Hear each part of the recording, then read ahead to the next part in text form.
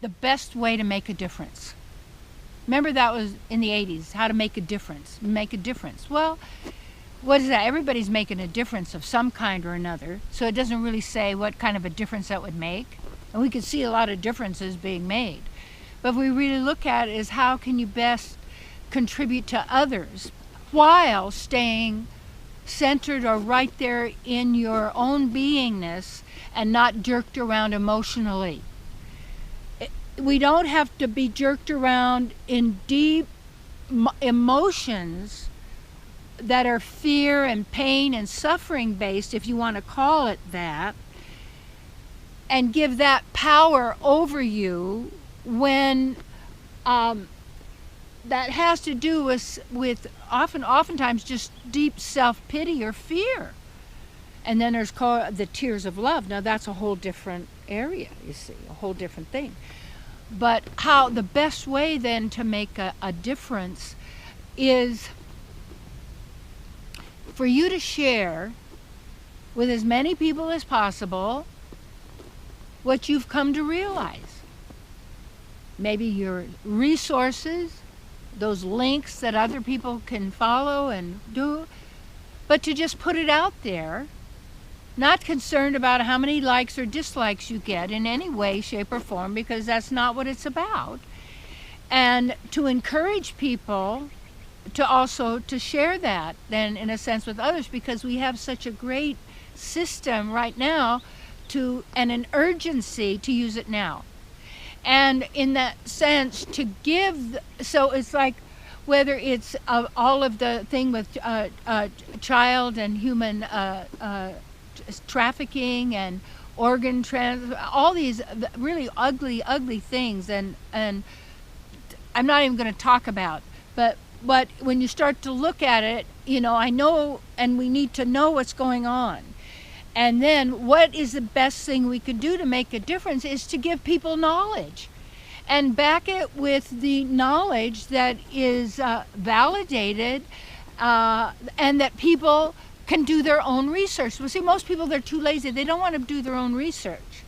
That maybe if they're going to want to get the winning horse in the race, they'll do some research to find out, or which team's going to win. But then again, if you have that much money, you'd make sure you never lost, you know what I mean?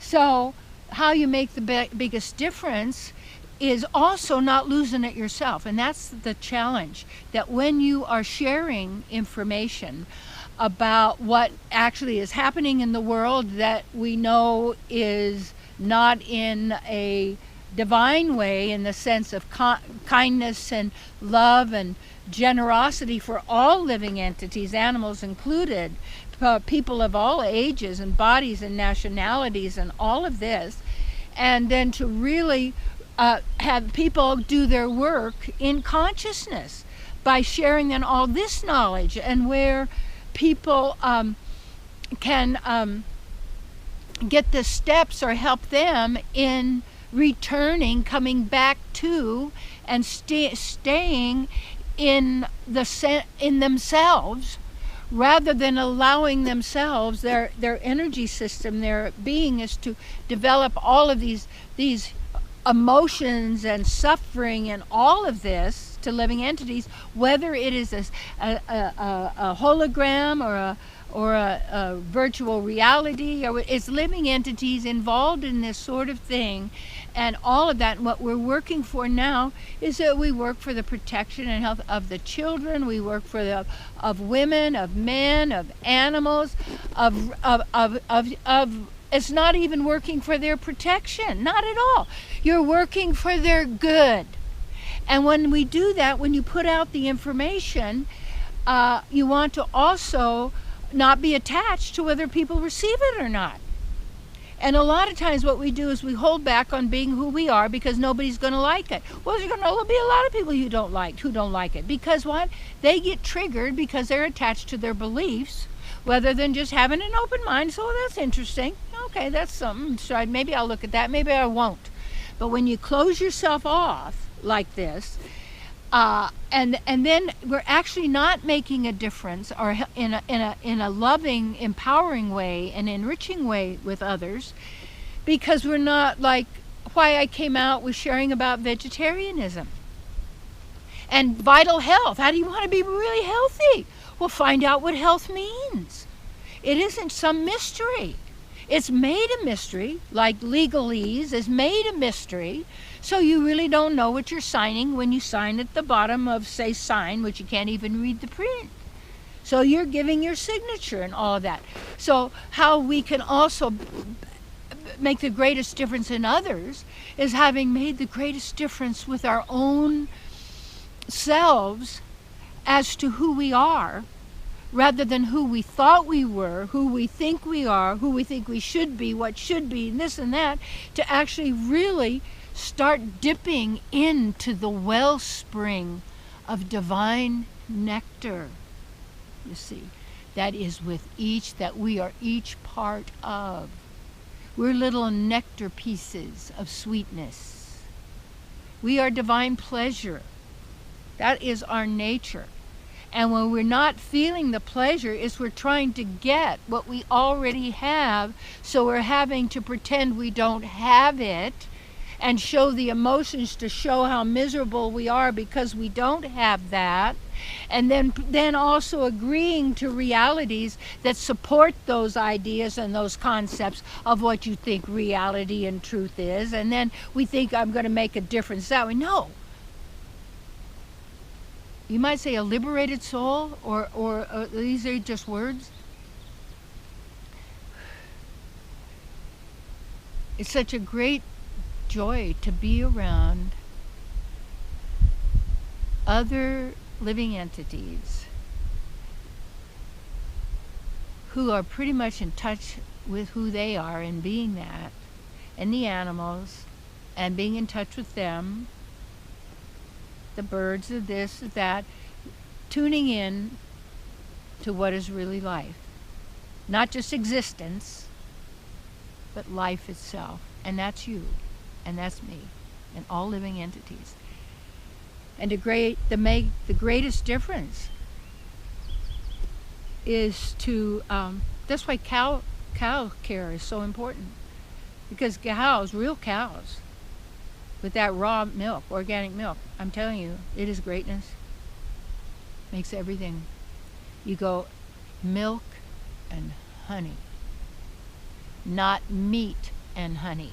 Excellent book, The Land of Meat and Honey, by Shmuel Asher, A-S-H-E-R. Highly recommended.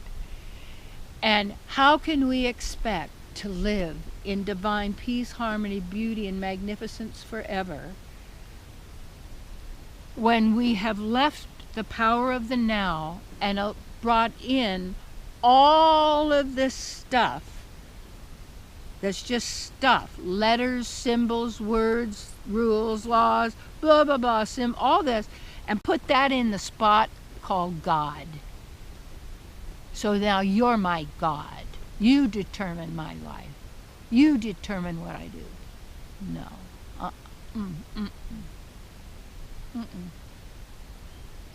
Yeah. And then you clean that stuff out. That's why always was the value of retreats, and I always invite people to get great retreats, to be in nature, and to meditate there and breathing and centering. And as you get these, you take them back to wherever you are, because wherever you are is divine. And then you'll gravitate to what, and will come to you in the moment that is meant to be, that it is. Not as fate or destiny, no. This is all trying to limit the divine and put it in a box with labels and rules and regulations and voting. Oh yeah, we gotta vote. So, how to make a difference. The greatest difference in others is like when you give the grandkids a book, give them something that's meaningful that they might like. And then when you're with them, be who you are. And if they think Granny's nuts and weird, great, love it up. Be who you are. They need you to bring wisdom. You're the wisdom keepers. and the knowledge that we have. And the people say, don't share that, don't talk about that, don't open that up. Well, really? So you got to be aware. And when you're aware and you share what you know and what is working for you, and that knowledge and links where people can do their thing as well, that's the greatest thing you can do. But don't get involved and jerk yourself emotionally. Let yourself feel the compassion, which is love. Let the love flow, the caring, but don't take on that consciousness, because all is mind. Where consciousness has been focused on the mind, and because consciousness is knowing in action, then we're knowing in action and acting from a fear-based reality, guilt-based, instead of a divine, all-empowering, enriching for all truth of who we are.